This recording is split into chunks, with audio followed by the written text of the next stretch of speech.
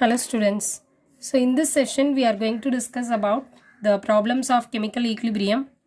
In my last video also I did the 4 problems regarding this Kp and Kc value. Now in this video we are going to mainly discuss about in which direction the reaction will proceed. You will have a question like this: in which direction the reaction will proceed? Because in an equilibrium reaction we know that it have both forward reaction as well as backward reaction. So in which case the reaction will proceed forward, in which case the reaction will proceed backward. That's what we are going to learn by this problems. Okay, so last 4 problems we have completed. That's why I have given here as 5th problem. Okay, so 1 mole of methane and 1 mole of carbon disulfide, 2 mole of hydrogen sulfide and 2 mole of hydrogen are mixed in a 500 ml flask. Okay, they will give you like this only, because in an equilibrium reaction everything is mixed together they have given. Okay, you should not confuse that which is reactant and which is product, that we have to identify. The equilibrium constant for the reaction K is equal to 4 into 10 to the power minus 2 mole square per liter square. In which direction will the reaction proceed to reach the equilibrium? This is the question we are going to discuss now. So first of all you have to write the possible equation for this. Okay, let me consider methane. Methane and hydrogen sulfide, when they combine together, I can get carbon disulfide and hydrogen.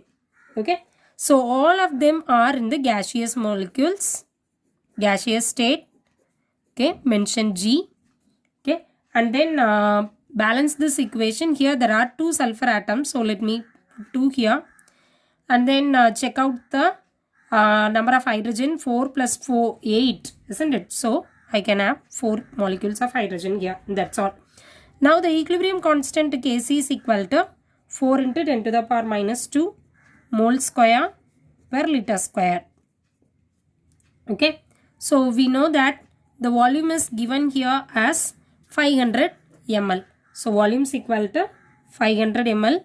It means nothing but half liter, or I can say 0.5 liter.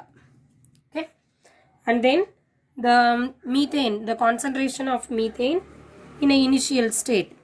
So as I mentioned in the last video, concentration is nothing but concentration is equal to number of moles by volume. This you should not forget, students. It is very important. So number of moles by volume. What is the number of moles given here in the question? It is given as 1 mole of methane, isn't it? So 1 mole of methane at 500 ml of flask. So this is the volume. So 500 ml, that's what we have written here as half liter. So concentration of methane in the initial state is 1 mole and half liter. 1 mole divided by half liter. So when you simplify this, 1 into... Okay students. So the concentration of methane and in the initial concentration is 1 mole. 1 mole, the number of mole is 1, and then half liter. So 500 ml. It is 1 into 2 by 1. The answer is 2. So the concentration of methane is in the initial state, it is nothing but 2 mole per liter. Okay, and then hydrogen sulfide H2S in the initial state, it is 2 mole. It is also given in the problem itself, isn't it? So 2 mole of hydrogen sulfide divided by the same 500 ml flask. So it is half liter. So 2 into 2 by 1, it is equal to 4 mole per liter. Next one is carbon disulfide.